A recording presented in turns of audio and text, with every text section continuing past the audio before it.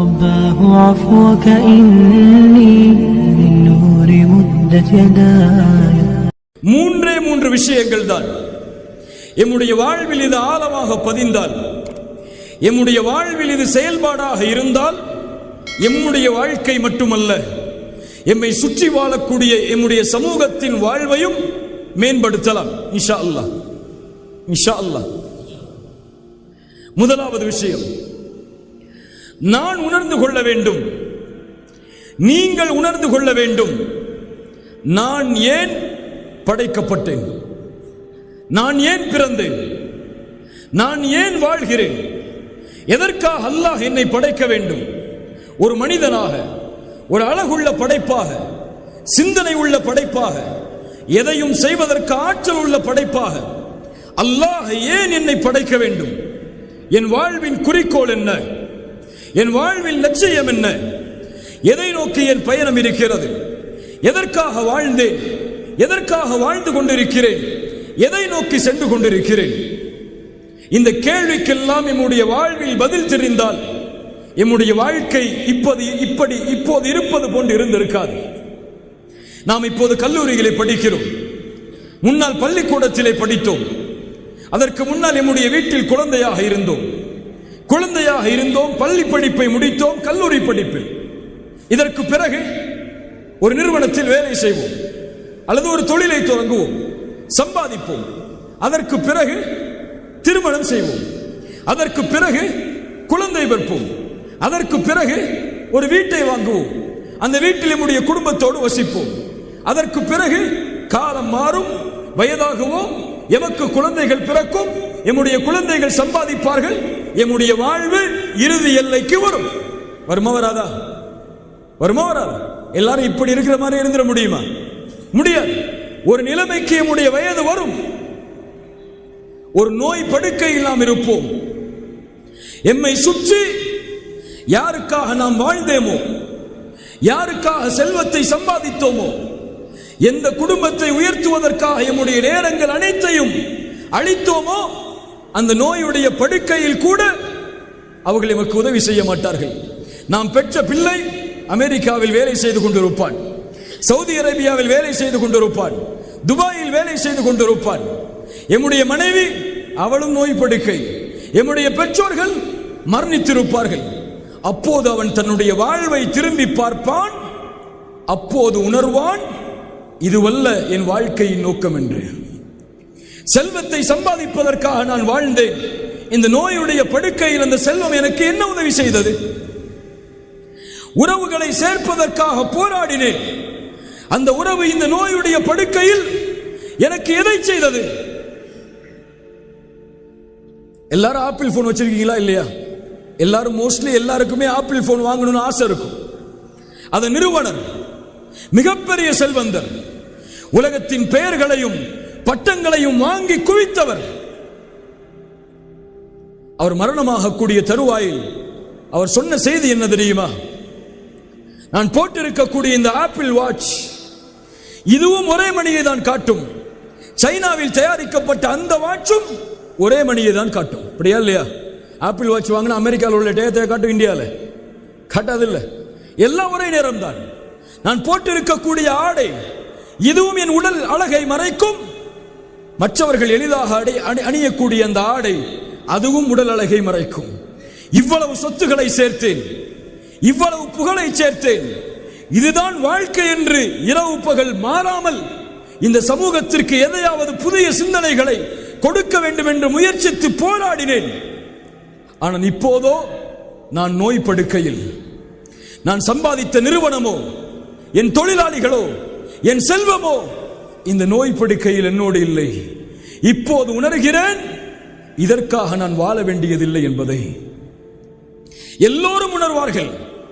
செல்வத்தை சம்பாதிப்பதற்காக தன்னுடைய வாழ்வை அர்ப்பணித்தவன் தன்னுடைய கண்ணுக்கு முன்னாலேயே செல்வத்தை அர்ப்பணிப்பதற்காக தன்னுடைய உறவுகள் போட்டியிடுவதை பார்க்கும் போது உணர்வான், இதற்காகவா நான் சம்பாதித்தேன் என்று. புகழையும் பட்டங்களையும் பெறுவதற்காக தன்னுடைய வாழ்வை அர்ப்பணித்தவன் உணர்வான், இதற்காகவா நான் வாழ்ந்தேன் என்று.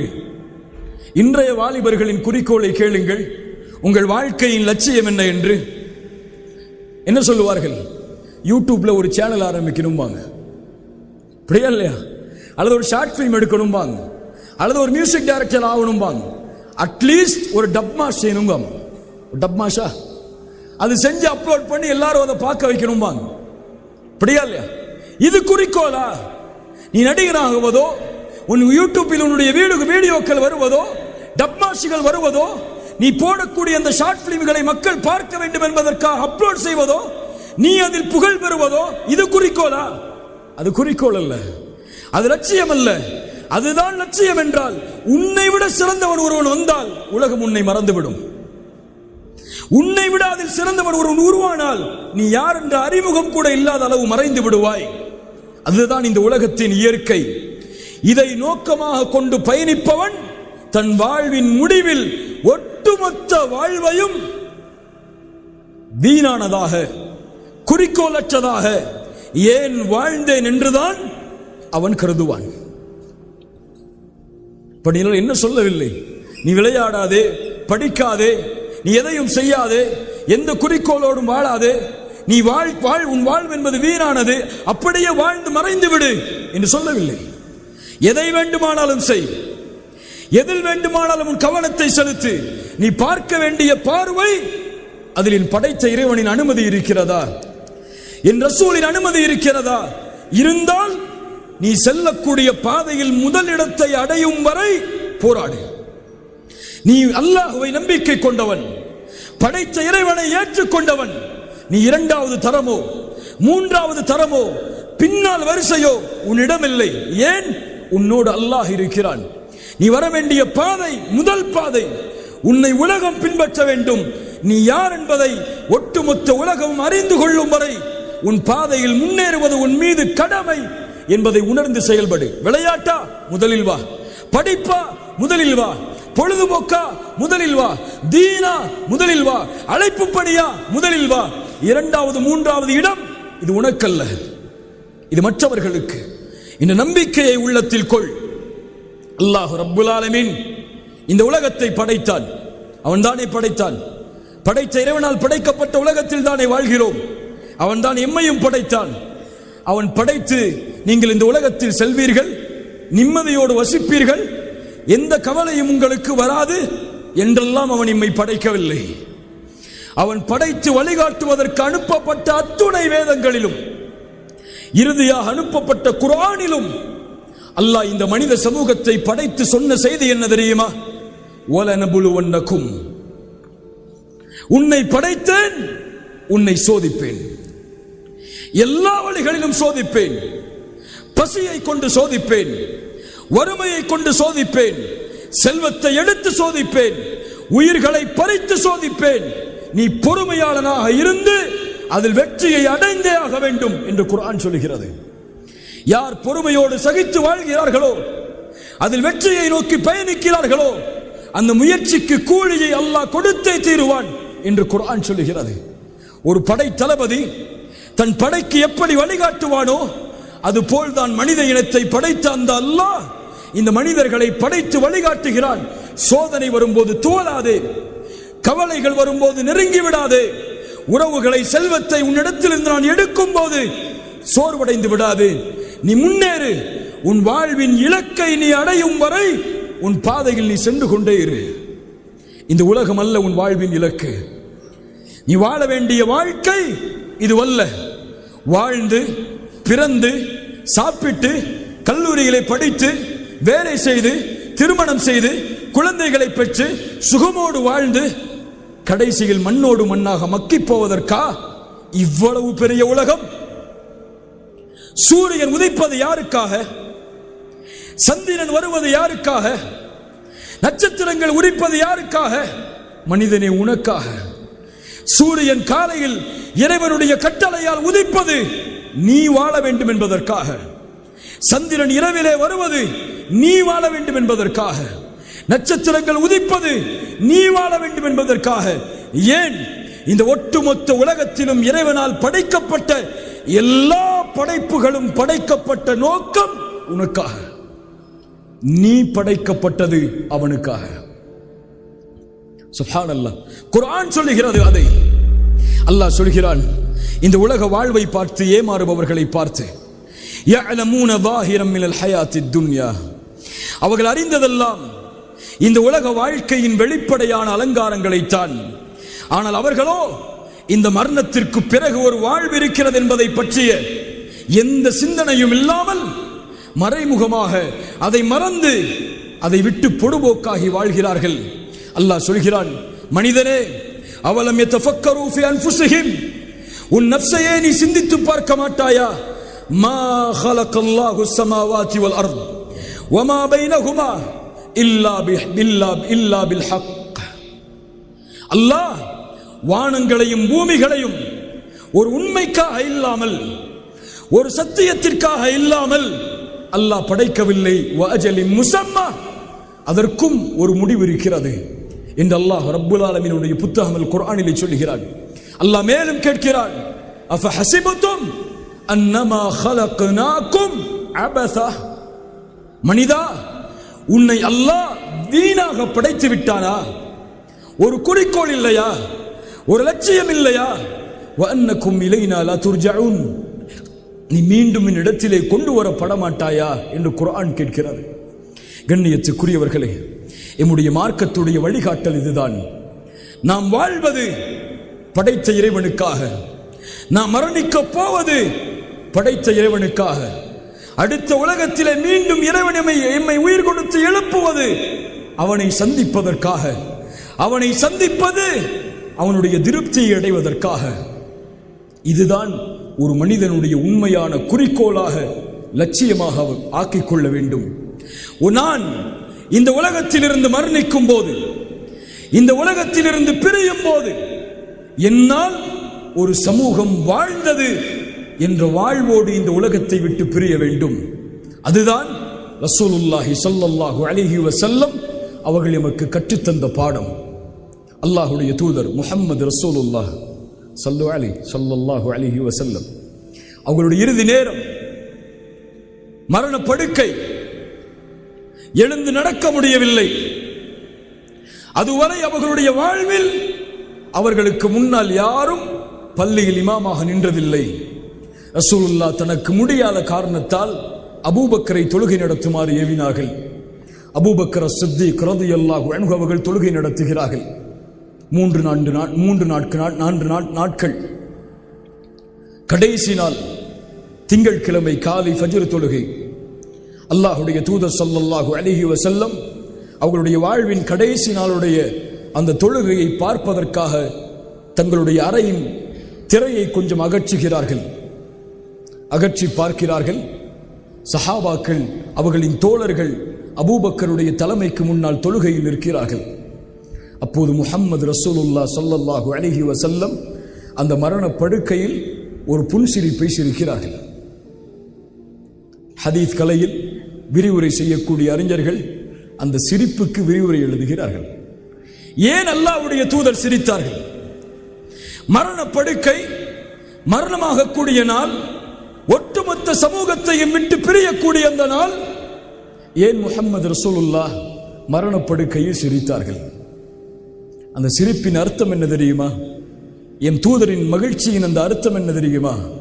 தன் வாழ்வின் பொழுது தான் இல்லாமலும் தன் கட்டளைக்காக இன்னொருவரை தலைமை தாங்கி ரப்புக்கு முன்னால் நிற்கக்கூடிய ஒரு சமூகத்தை, அல்லாஹ்வுடைய மார்க்கத்திற்காக தன் வாழ்வை அர்ப்பணிக்கக்கூடிய சமூகத்தை உருவாக்கி விட்டேன் என்ற மகிழ்ச்சியின் ஆனந்தம் இது. என் ரசூல் எமக்கு பாடம் இல்லையா? என் மரணமாகும் போது நான் எதை கொண்டு மகிழ்ச்சி அடைவேன்? நான் சம்பாதித்த செல்வத்தை கொண்டா அது எனக்கு என்ன பலனை தரும்?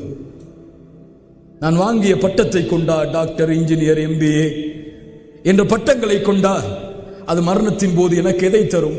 மையத் என்ற பெயரை தவிர. என் குழந்தைகள், உறவுகளா 3 நாட்கள் அழுவார்களா? மனைவியாக இருந்தால் இத்தாவுடைய காலம் வரை என்னை நினைப்பாளா? அதற்கு பிறகு வயது இருந்தால் அவளும் அல்லாஹ்வுடைய மார்க்கத்தின் அனுமதிப்படி வேறொருவரை திருமணம் செய்து வாழ்ந்து விடுவாள்.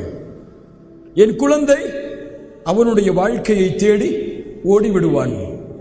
எதை இந்த உலகத்தில் நான் கொண்டு போகப் போகிறேன்? நான் மரணிக்கக்கூடிய தருவாயில் நான் இந்த உலகத்திலே சாதித்தது எது? எதை இந்த மக்களுக்கு செய்தேன்? எதை என் சமூகத்திற்கு செய்தேன்? எதை என்னை சுற்றி இருக்கக்கூடியவர்களுக்கு செய்தேன்? என் வாழ்ந்தவன் யார்? இந்த கேள்வி எம்மை துரத்தினால் இது போதும் என் வாழ்க்கையின் வெற்றியை அடைவதற்கு. ரசூலுல்லாஹி ஸல்லல்லாஹு அலைஹி வஸல்லம் இப்னு உமர் ரலியல்லாஹு அன்ஹு அவர்களுடைய தோள்பட்டையை பிடித்து ஒரு முறை உலுக்குகிறார்கள். இப்னு உமர், கவனி, குன் ஃபித் துன்யா கன்னக கரீப் அவ் ஆபிரு சபீல். உமரின் மகனே, இந்த உலகத்திலே வாழ். ஒரு பாதை அறியாதவன் எப்படி வாழ்வானோ, ஒரு வழிப்போக்கன் எப்படி வாழ்வானோ, அது போன்ற வாழ்வில் என்ன புரிந்து கொள்ளக்கூடாது? ரசூலுல்லாஹ் ஏழ்மையில் வாழச் சொல்கிறார்கள். எதையும் நோக்கமாக கொள்ளாமல், எதையும் குறிக்கோளாக கொள்ளாமல், ஒரு ஏழ்மையில் பணம் சம்பாதிக்காமல், எதையும் தேடாமல் அப்படியே இபாதத்தில் வாழ்ந்து மரணிக்க சொல்கிறார்கள் என்றுதான் பலர் இந்த ஹதீஸை புரிந்திருக்கிறார்கள். யாருக்கு இந்த ஹதீஸ் சொல்லப்பட்டதோ அந்த நபித்தோழர் என்ன விளக்கம் சொன்னார் தெரியுமா? இப்னு உமர் சொல்கிறார்கள் தங்களுடைய மாணவர்களுக்கு, என் தூதர் எனக்கு சொன்ன வார்த்தையின் அர்த்தம், இதா அம்சைத ஃபலா தன்ததிரி ஸபாஹ். மாலை வந்தால் காலை எதிர்பார்க்காதே, காலை வந்தால் மாலை எதிர்பார்க்காதே. நோய் வருவதற்கு முன்னால் சுகத்தை தேடிக்கொள், மரணம் வருவதற்கு முன்னால் வாழ்ந்து செல். சுப்ஹானல்லாஹ். மரணம் வருவதற்கு முன்னால் வாழ். இப்படித்தான் ஒருவன் வாழ வேண்டும் என்று உன் பெயரை, உன் கண்ணியத்தை, நீ செய்த பணியை, உன் வாழ்வின் அர்ப்பணிப்பை ஒரு உயிர் உணர்ந்தால் போதும். உன் வாழ்க்கையின் ஒட்டுமொத்த அர்த்தமும் அதில் தான் அடங்கி இருக்கிறது. அப்படி வாழ்வில் வாழ்கிறேனா, அல்லது நோக்கம் இல்லாமல், குறிக்கோள் இல்லாமல், லட்சியம் இல்லாமல், எதையும் என் வாழ்வில் சுமக்காமல், கால் போன போக்கில், என் நண்பன் போன போக்கில், என்னை சுற்றி இருந்தவர்களுடைய போன போக்கில், இதுதான் என் வாழ்க்கையின் குறிக்கோளா? வாழ்வின் குறிக்கோளை முதலில் முடிவு செய்யுங்கள். அதுதான் உங்களுடைய வாழ்வின் நோக்கத்தை முடிவு செய்யும். இரண்டாவது, ஒரு மனிதன் வெற்றியுடைய வாழ்வை வாழ்வதற்கு, ஒரு வாலிபன் தன்னை தயார்படுத்துவதற்கு, இந்த உலகில் எதையும் அவன் சாதிப்பதற்கு, எல்லா துறையிலும் அவன் முன்னேறுவதற்கு, தன்னையும் தன் சமூகத்தையும் வெற்றியின் பாதையில் அழைத்துச் செல்வதற்கு, இரண்டாவது அவன் உள்ளத்திலே சுமக்க வேண்டிய மிக முக்கியமான குறிக்கோள், தன்னை படைத்த இறைவனோடு தொடர்பு கொள்ளுதல்.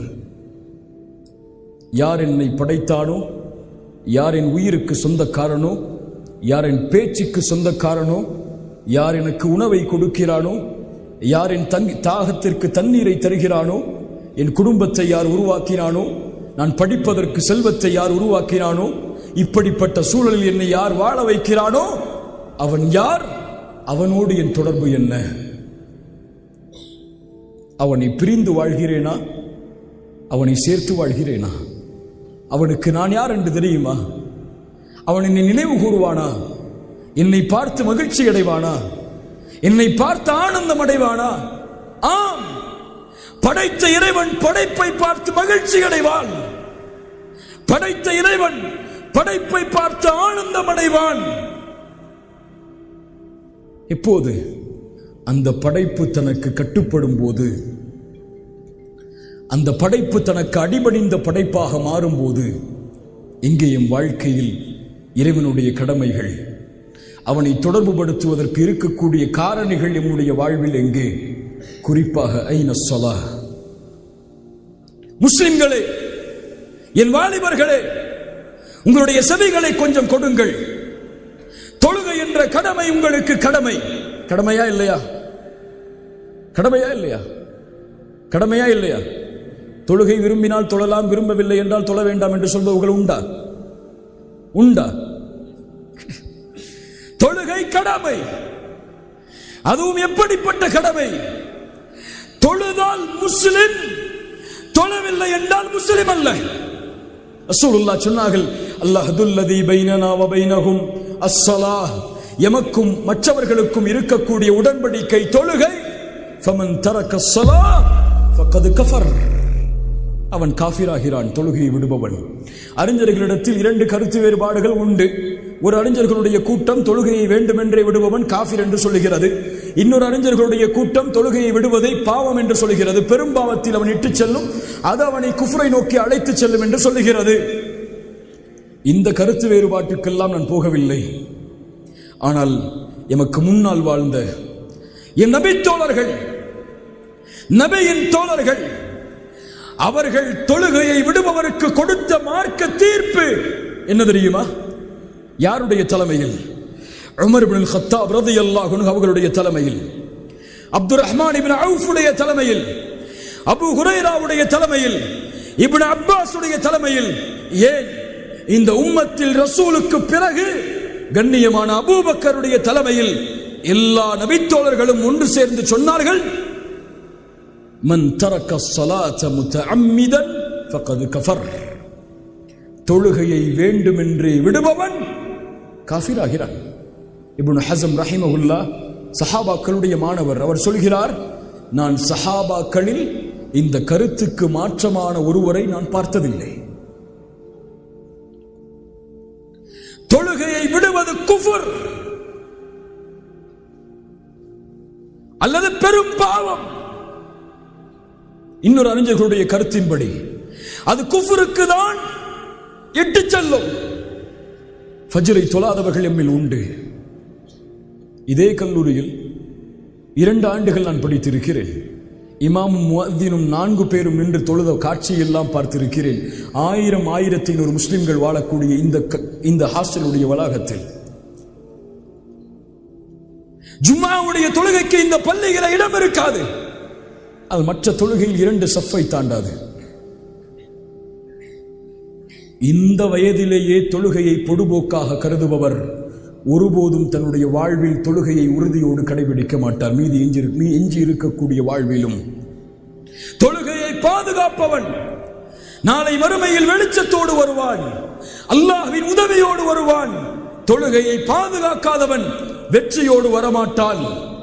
யார் தொழுகையை பாதுகாக்கவில்லையோ நாளை மறுமையில் இவர்கள் ஒன்று கூட்டப்படுவார்கள். மஅ ஃபிர்அவுன வ காரூன வ உபய் இப்னு கலஃப். இவர்கள் எல்லாம் முஸ்லிம்களா? இவர்கள் எல்லாம் அல்லாஹ்வை நம்பிக்கை கொண்ட முஃமின்களா? தொழுகையை பாதுகாக்காதவன் ஃபிர்அவுனோடு, காரூனோடு, உபய் இப்னு கலஃப் போன்ற கொடிய முனாஃபிக்குகளோடு ஒன்று சேர்க்கப்படுவான். فخلف من بعدهم خلف أضاعوا الصلاة واتبعوا الشهوات فسوف يلقون غيا.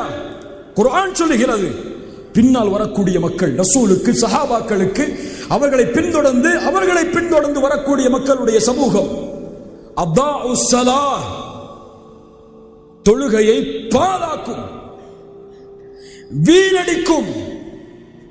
தொழுகையை பாழாக்குதல் என்றால் தொழுகையை விடுவதை பற்றி இங்கே சொல்லவில்லை.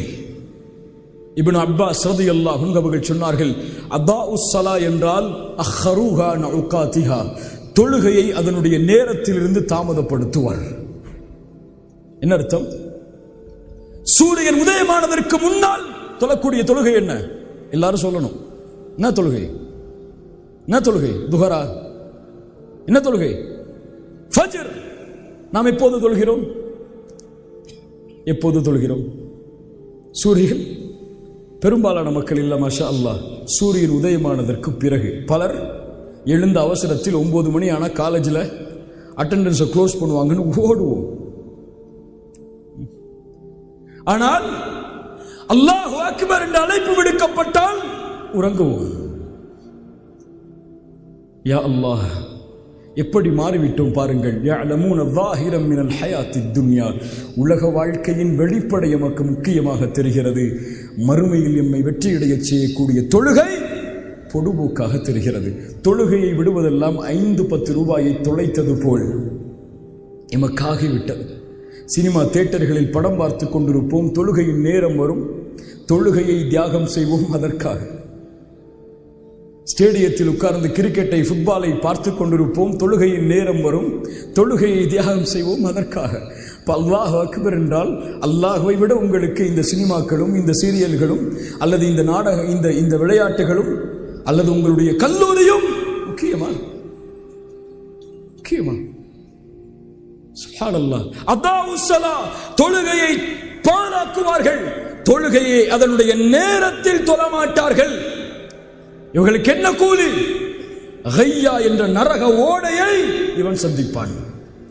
தொழுகையை நேரம் தவறி தொழுபவர்களே நாளை மறுமையில் நரக வேதனையில் உச்சியில் இருப்பார்கள் என்றால் தொழுகையை தவறவிடுபவர்கள். தொழுகை ஏதோ கடமை அல்ல, தொழுகை இறைவனுக்கு தேவை அல்ல. நீ செய்யக்கூடிய சுஜூதோ, ருக்குவோ, கியாமோ ரப்புக்கு தேவை கிடையாது. அதை வைத்திருவன் என்ன செய்ய போகிறான்? அவனை புகழக்கூடிய கோடான கோடி மலக்குகள் அவனை புகழ்ந்து கொண்டிருக்கும் போது நீ இருக்கக்கூடிய 2 சஃப் அவனை என்ன செய்துவிட போகிறது? அது உனக்கு, உன் வாழ்க்கைக்கு, உன் வாழ்க்கையின் வெற்றிக்கு, உன் குறிக்கோளை அடைவதற்கு, உன் லட்சியத்தை அடைவதற்கு நீ எடுத்துக்கொள்ள வேண்டிய மிகப்பெரிய மருந்து, ஆயுதம். அஸ்ஸலாஹ் ஃபஸ்தஈனு பிஸ்ஸப்ரி வஸ்ஸலாஹ்.